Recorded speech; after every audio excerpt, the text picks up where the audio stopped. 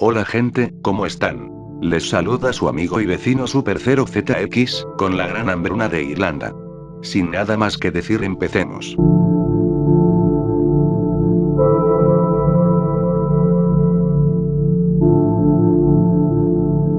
Hambre. Uno de los mayores logros de nuestra civilización es haber acabado, al menos parcialmente, con el hambre.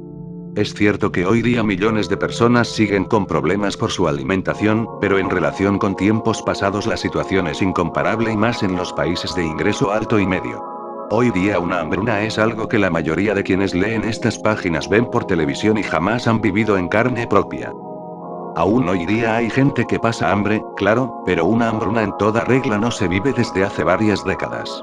La última gran hambruna por fuera de África ocurrió en 1994 en Corea del Norte, la última por fuera de África y Asia, en 1944 en Holanda como consecuencia de la Segunda Guerra Mundial. En general, el mundo ha estado relativamente bien alimentado por fuera de África y del sudeste asiático durante el siglo XX a excepción de los períodos en guerra. Podríamos alargar la lista y resaltar todas las hambrunas, pero hoy hablaremos de una muy particular, la Gran Hambruna Irlandesa de 1841. Se trató de un suceso espantoso para la pequeña isla que tuvo consecuencias terribles en su población y una serie de causas bastante particulares. Veamos. Patata. Aunque en la mayor parte de los países latinoamericanos hablamos de papas, nos referiremos aquí a las patatas, nombre con el que se les designa en Europa y en inglés. Las patatas llegaron al viejo continente provenientes de Perú, Ecuador y Colombia ya en el siglo XVI y se convirtieron pronto en un elemento fundamental de la dieta de los países más nórdicos. Los cultivos tradicionales del viejo mundo, el trigo, la cebada, la avena, el arroz, el sorgo, el mijo, el centeno, entre otros, se habían desarrollado en las regiones de Mesopotamia y Oriente Medio y habían avanzado lentamente hacia el norte, a medida que se creaban variedades más resistentes. La papa, por el contrario, era un cultivo especializado en resistir temperaturas gélidas y condiciones ásperas, por lo que pronto ganó muchísima aceptación en las regiones más septentrionales del continente. Algunos han llegado a afirmar que fue la papa lo que salvó a Europa del Norte y le permitió crecer en un período en el que los inviernos se hacían cada vez más fríos y largos. Irlanda fue uno de los primeros países en adoptarla y uno de los que más agradecido se mostró con el tubérculo. Hoy día la papa, pese a no ser un alimento nativo de allí, es considerado como una comida tradicional y fundamental en la cultura y la gastronomía de la isla. Así, para principios del siglo XIX la papa ya era el principal cultivo de la isla. Irlanda e Inglaterra. En aquel mismo período Irlanda era prácticamente una colonia inglesa, completamente subyugada a los intereses británicos. Durante los 2 siglos anteriores la Inglaterra protestante había prohibido a los irlandeses católicos comprar tierras, aprender una profesión, tener un puesto oficial, votar y educarse, entre otras cosas.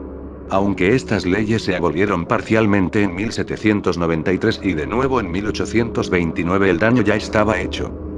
Irlanda era, a principios del siglo XIX, un hervidero social al borde de la hecatombe. Sus habitantes no eran dueños de prácticamente nada del territorio de la isla, solo la arrendaban a los propietarios legítimos, nobles ingleses que las habían obtenido por medio de la guerra siglos atrás. Memorial de la hambruna en Dublín. Prácticamente todas las comisiones enviadas por el gobierno británico a Irlanda para dar nota de la situación advertían lo mismo: el país estaba al borde del colapso. La población era indeciblemente pobre incluso para los estándares de aquel período, estaba mayoritariamente sin empleo y crecía aceleradamente. Sin embargo, estas comisiones también estaban constituidas por terratenientes y nobles, por lo que rara vez brindaban soluciones radicales. En 1840 más del 60% de los irlandeses vivía en un terreno de menos de 6 hectáreas sin saber si al día siguiente su terrateniente lo echaría de la granja sin ninguna razón ni temiendo que un día no le alcanzase para pagar la renta. En estas condiciones, solo la papa era lo suficientemente productiva para garantizar la supervivencia de los campesinos y sus familias, por lo prácticamente todo el mundo la cultivaba. El otro cultivo principal era el trigo, pero este era demasiado costoso y poco productivo para los campesinos y se usaba exclusivamente para pagar las rentas.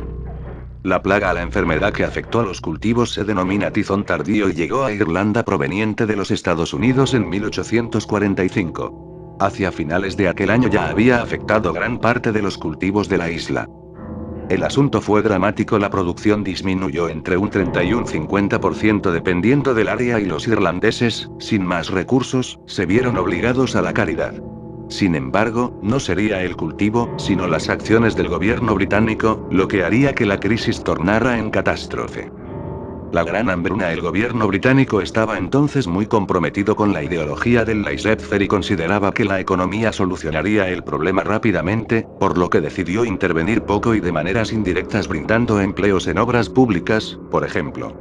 Muchos nobles miembros del Parlamento protestaron, pero en últimas las decisiones no atacaron de fondo el problema ni brindaron alivio a las poblaciones que morían de hambre.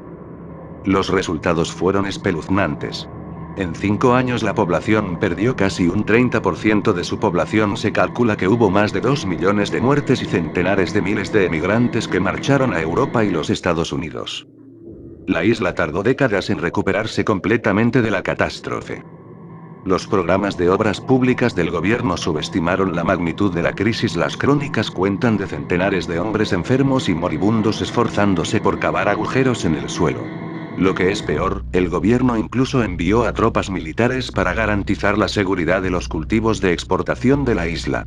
En tiempos pasados, las hambrunas se combatían cerrando los puertos y, para indignación de los mercaderes, forzándolos a mantener los cultivos en la región, lo cual bajaba los precios. En esta hambruna, todo fue diferente.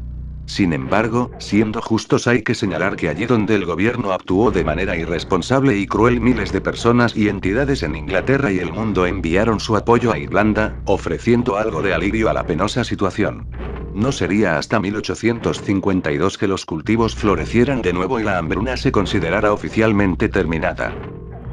Bueno, aquí termina el vídeo. Si te gustó el vídeo dale me gusta, y si no estás suscrito suscríbete. Se despide Super0ZX, hasta la próxima.